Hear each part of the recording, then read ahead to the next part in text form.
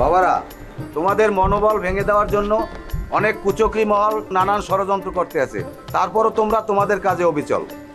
এইখানে হাবু, মোর একটা কথা আছে, সেটা হইল কি যে এই অনুষ্ঠানের কেন্দ্র করিয়া কোনো বিজাতীয় সংস্কৃতি যেন প্রকাশ না পায়, মগজ দেশীয় সংস্কৃতির যেন একটা বিশাল ধরনের প্রকাশ হয়, সবাই যাতে খুশি হয়, আনন্দ পায়।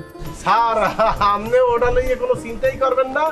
এই যে কাঞ্চন ভাই, ওই আমাকে সাগর, এরপর খালেক কাকু, আমরা কমিটি করে দিচ্ছি, যাচাই বাছাই করিয়া অনুষ্ঠানে অংশগ্রহণ করতে পারবে সবাই।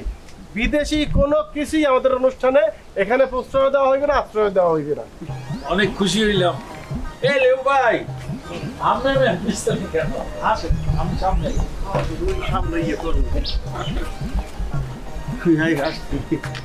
এবার কি বলেন?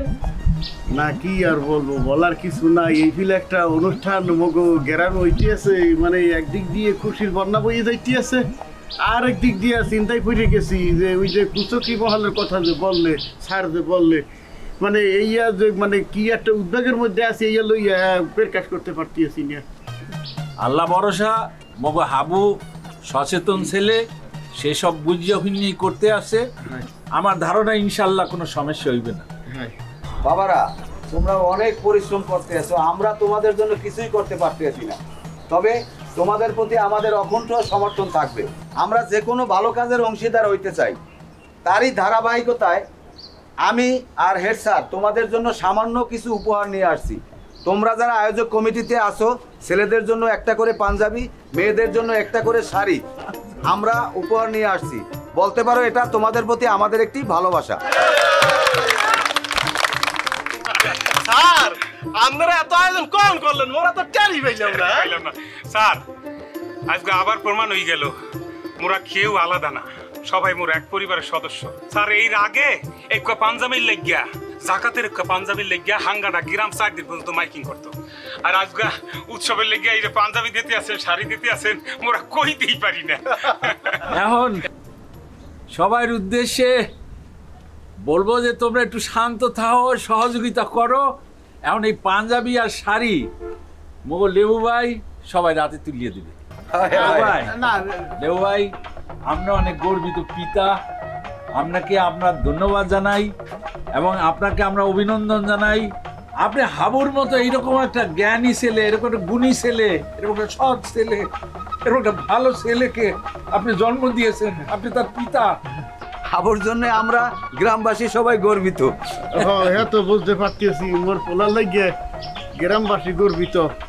মুই পিতা হইয়া মুই যে মানে এই খুশি কমে রাখবো, হ্যাঁ মুই বুঝতে উঠতে পারতেছি না। তো স্যার এই যে কথা বলছে রে, কথাটা বলে মাইনে নিতে পারতেছি না। মুই মূর্খ সূর্খ মানুষ, মুই ব্যবহার পাঞ্জাবি শাড়ি দিব হয় না। আপনারা আরে কি বলতে আছেন, শিক্ষিত মানুষ। মুই বললাম আপনি দেবেন, সবাই সেটা গ্রহণ করবে, মোরা হাততালি দিব। হাবু হাবু হাবু হাবু, আমার একটা কথা স্যারের লাগে একটু কই।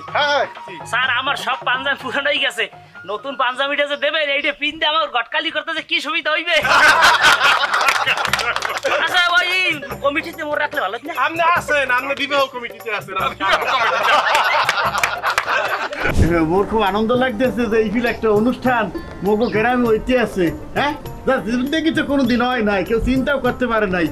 তাই এইবার তো মানে কি আর বলবো যে স্যার, আপনারা তো আয়োজন করিয়া শাড়ি আর ওই পাঞ্জাবি দিতে আছেন, হ্যাঁ গ্রামের মানুষও।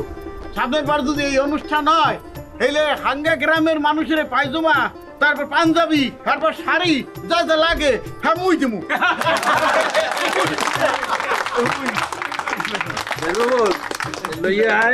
ভাই দেও দেও ভাই, সবাই ডাইকে ডাইকে আমরা দিয়ে দে। তিথি আও, তিথি তিথি কে ডাক কই স্যার?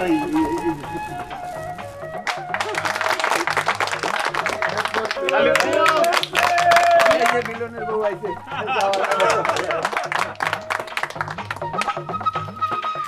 মিলন